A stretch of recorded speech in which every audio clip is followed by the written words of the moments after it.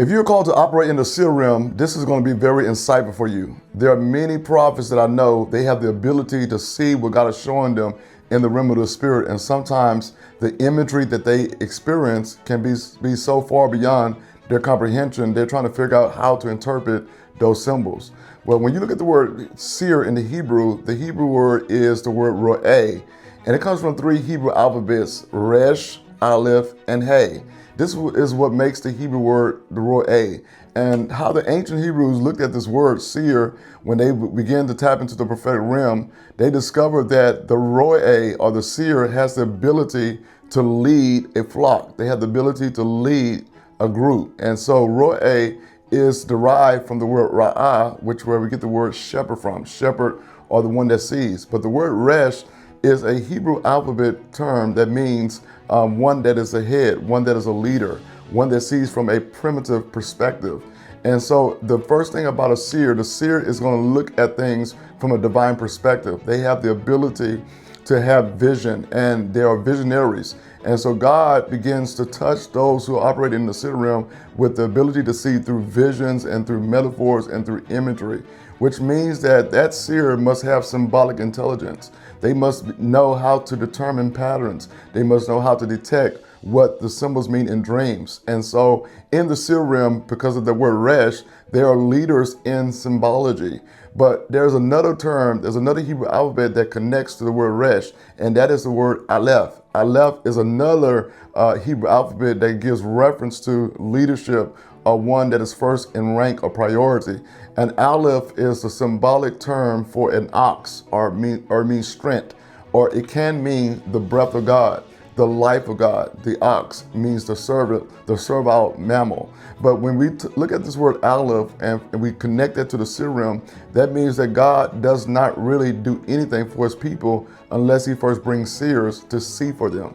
And so the ability of the seer is to detect and to understand what God is trying to do before it happens in the earth realm. And that's why we need people that have the ability not only to see, but to understand what they see. And so if you're going to operate in the seer realm, you must not only detect the atmosphere, but you must see what God is doing within the atmosphere. You must be able to interpret the time, interpret the patterns, and interpret the behavior, because you are the leading visionary. You are the one that is going to be the strength by what you see in the particular group or particular prophetic audience or prophetic group, tribes that you're called to operate from. And there's another word that is connected to the word Ra and Aleph, or Resh and Aleph, and that is the word Hey. Hey is another Hebrew alphabet that determines how prophets see. And Hey is a symbol that means window. It means also symbolic of the breath of God as well. Like Hai. Hai means life. And so hey means that you're seeing through a window. You're seeing through a different frame, a different perspective. And so when the prophet is seeing from the eyes of God, they are able to see from a different reality that's totally distinct from the reality of how humans see. And so when God opens the eyes of the seers, they are able to see from God's perspective and know what God is about to do. And so they're looking through the windows of the divine. They're looking through the windows beyond this present time, and they're seeing what God is doing from the chronos perspective.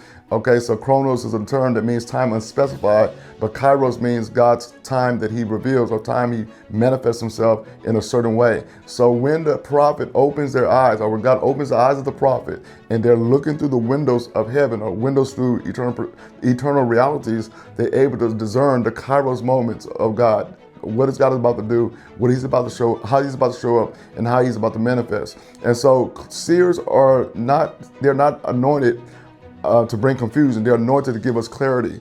And so when a seer is seeing things, they're not called to give you confusion. So if you have somebody that's seeing in your life and is confusing you more than is bringing clarity in your life, that means that seer is either immature or he's not seeing from God. Because the purpose of the seer is to give you clarity. It is to look through the windows of heaven and show you what God is about to do for your life in the kairos moment. And so when we look at the word seer, we see this word resh, we see this word aleph, and we see this word hey, which makes the word roeh.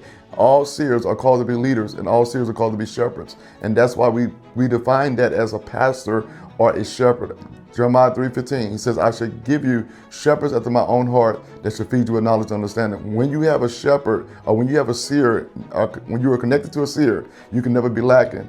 As the Bible says in Psalms 23, the Lord is my shepherd, I shall not want. The seer shows you God's divine supply so that you will not be in lack. So there's so many mysteries in the seer realm. And remember this, as I close, remember this, that seers, they detect the patterns of the atmosphere, not just sense the atmosphere. God bless you.